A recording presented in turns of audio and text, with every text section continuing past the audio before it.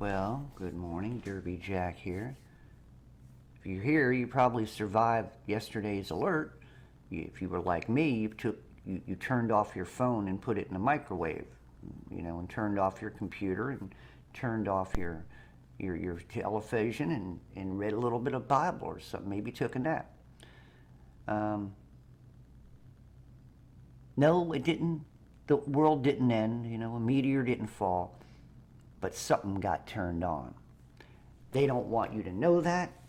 They don't want you to recognize that, sometimes, how a hot dog comes up the next day. You went to the ball game and you got those Barrett hot dogs, super longs, but now the next day you got a little heartburn, and that's coming up. And sometimes things that we allow to be put in our body as well, sometimes things happen. Frequencies get turned on, and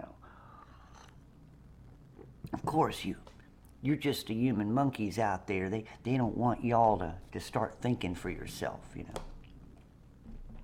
Remember the Planet of the Apes movie? Look at what happened. They gave the monkeys speech, and Anyway, from time to time, there's a subject that's always on the back of my mind.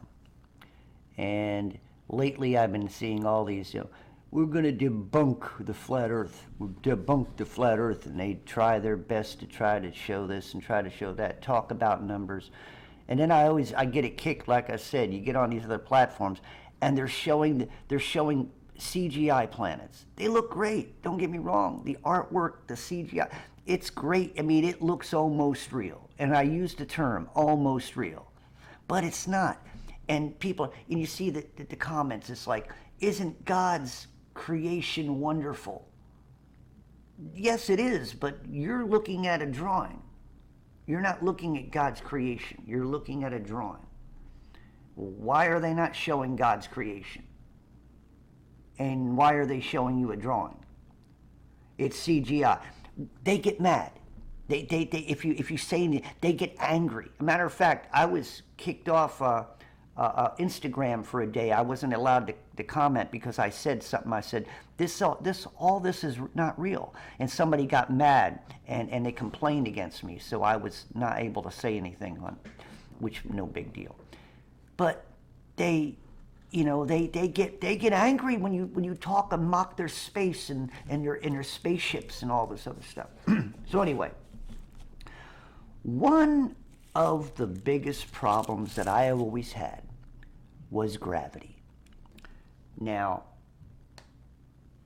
no one ever asked this question that I'm gonna let you hear.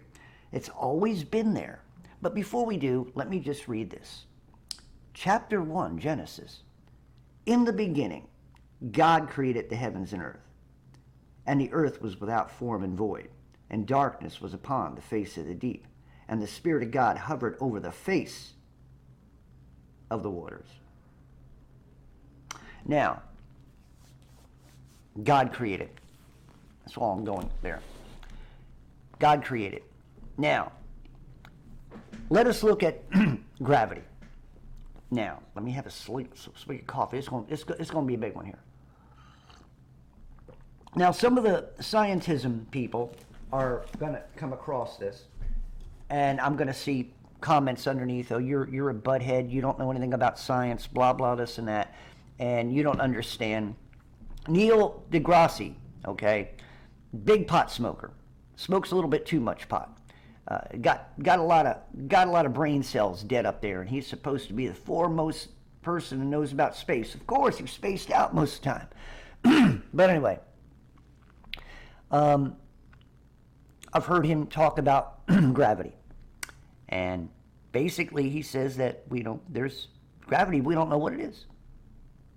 Expert in this field, but they don't. 21st century. Technology up the yin-yang, chips, robots, AI, but yet we don't quite have our finger on gravity. But we know it's real. Okay. Well, I have a question. And like I said, I know the comebacks, people are going to give me a bunch of, but here's my question, and nobody's been ever able to answer it satisfactorily. That's why it's always been in the back of my brain. Okay.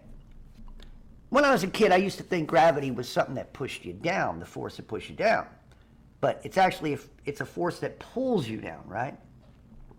Now, whether it would push or whether it would pull, they say the centrifugal force of motion, because we're spinning around on Earth so many thousands of miles, that has to do with a couple sixes in there, traveling around, you know, and that's creating the gravity, holding us down. If that's the science still, I don't know. They change science all the time, so to fit a narrative.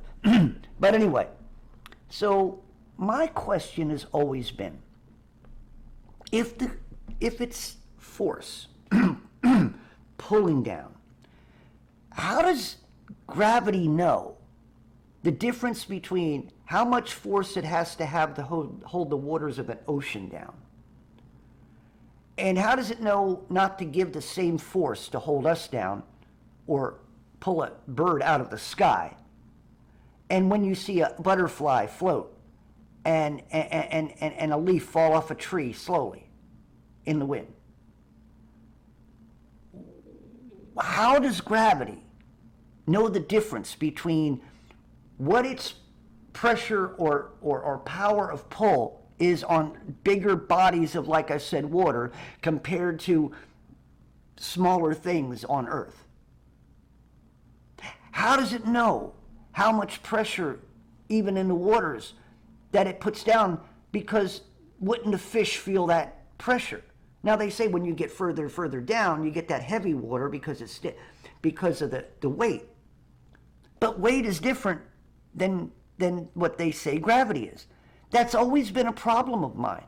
I want an answer for how does gravity know the difference between how much force or how much pull it has on one thing or another, if it's the same gravity working all over. So, you know, that's two answers you got to come up with.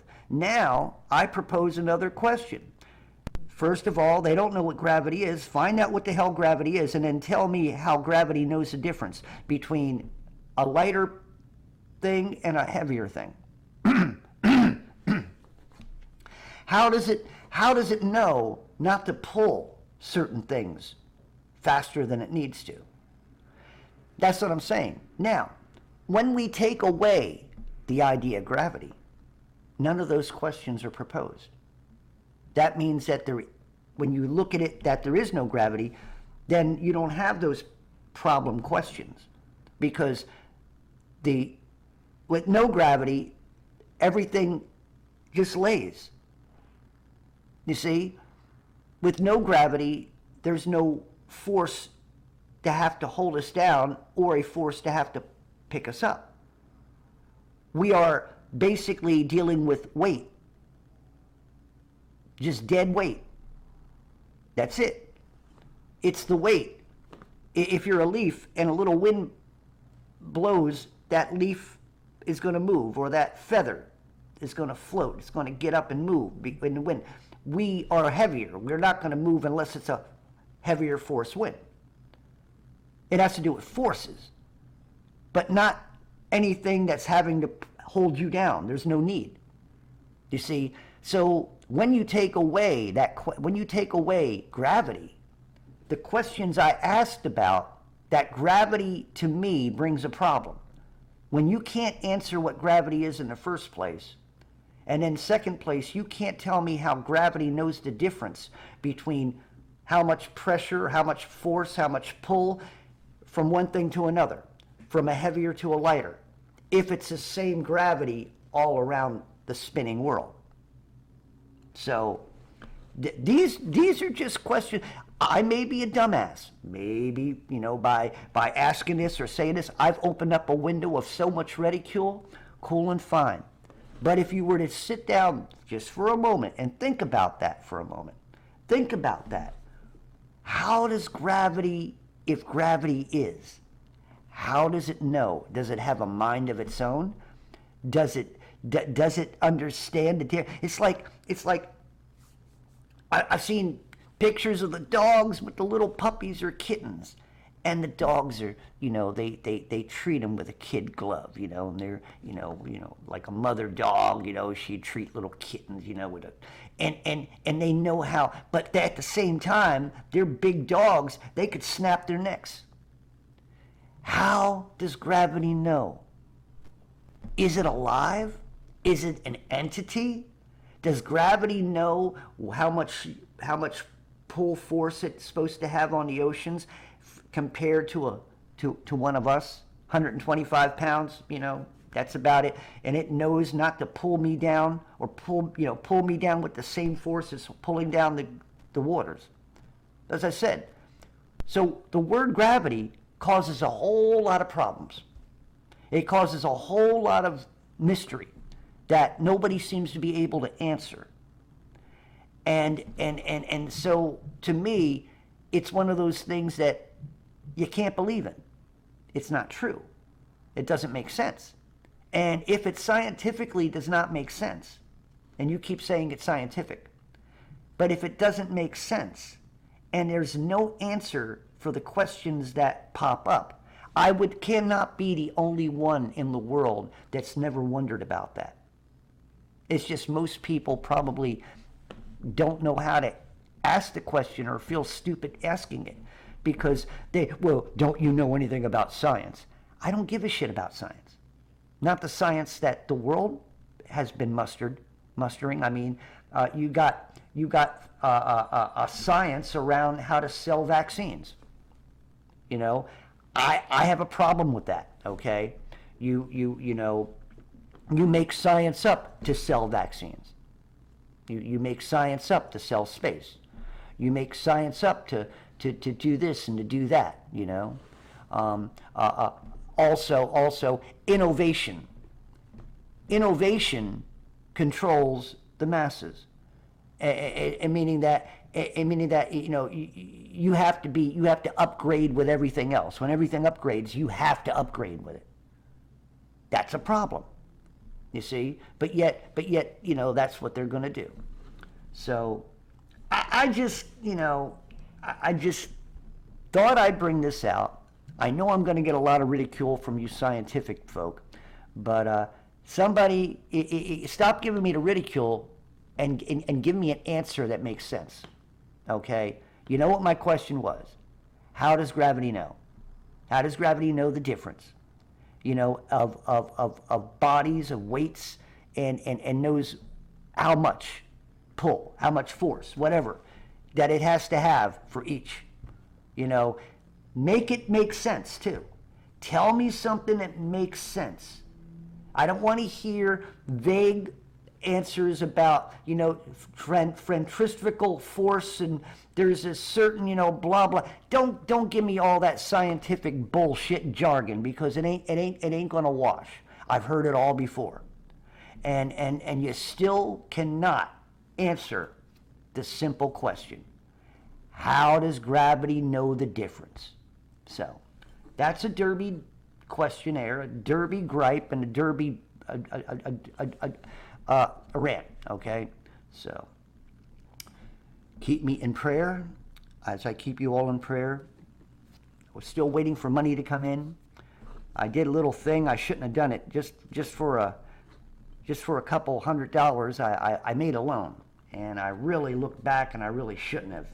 I'll be able to pay it off. It wasn't a big loan. It's just under 200, just to put money in the bank so they wouldn't penalize me for not having money in the bank, which that company still is reimbursing me, and that's not coming in for another 5 days. And it's like I got money, but it's still floating around.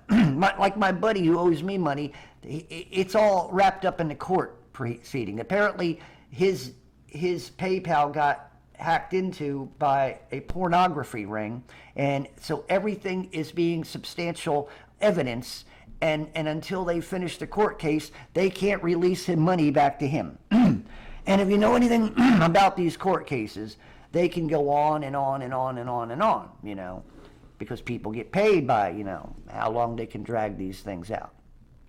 And apparently they're still arresting these people around the world. So anyway, so I always ask the question, if anybody who's got, maybe a couple $1,000,000 on the side, you think you can spare $1? If you got a little money hidden away, you think you could spare a quarter. All you rich people, who've got 4 or 5 homes, if you got 4 or 5 homes, can you maybe spare $2? So, and for all the rest of y'all, you know what I want. I want them prayers. I want them powerful prayers. I want miracles to happen in my life. I want miracles to happen in your life. I want miracles to happen over there in Maui. The people have been forgotten.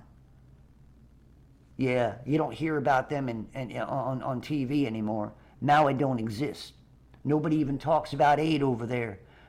They're still trying to get aid up, and we need to start paying again for Zelensky and the Nazis up there. We need to get them some more, and then and now we're still giving money to the Jesuits over in Israel. I'm still wondering why we're backing them when they don't back Christians, and they don't want Christians preaching on their streets, but yet they want the Christians' money over here in America donated to them. Right? Isn't it funny how you all say, well, that's what we do. We're just good people. Why should we be good people? They ain't good people to us. America isn't exceptional anymore. At one time it was, but now it's a shithole. So all this exceptionalism that you're acting about isn't real. So I didn't really want to get off on that tangent, but anyway. So understand that the world right now is a mess, and it ain't going to get no better. It's going to get worse. It's all by design, chaotic design. Satan uses confusion as a great tool for his little show, and for his design of control, and his design of trying to hide God and God's truth. So just remember all that. And like I said, keep a lot of people in prayer who need it. Your prayers are very powerful. We have to become prayer warriors. That's where you put on the armor. I'm going through trials right now. I'm going through trials. I got the devil trying to nip at me with temptations and other things, and I'm not going for it. But I'm not going to be a fool for the world anymore, and you shouldn't either. Don't be a fool for Satan. Don't let him get you anxious for nothing. I'm getting there. I'm having sometimes trying to fight panic attacks, because things are not working in directions that they should, and all these delays and things like that aren't helping my financial area and my bills right now. I'm trying to fight. I got to go to the office today and find out if they're going to be able to take off $100 late fee, knowing that I'm not going to get my money until from the government until next Wednesday. So because it's actually technically my payment is due today, but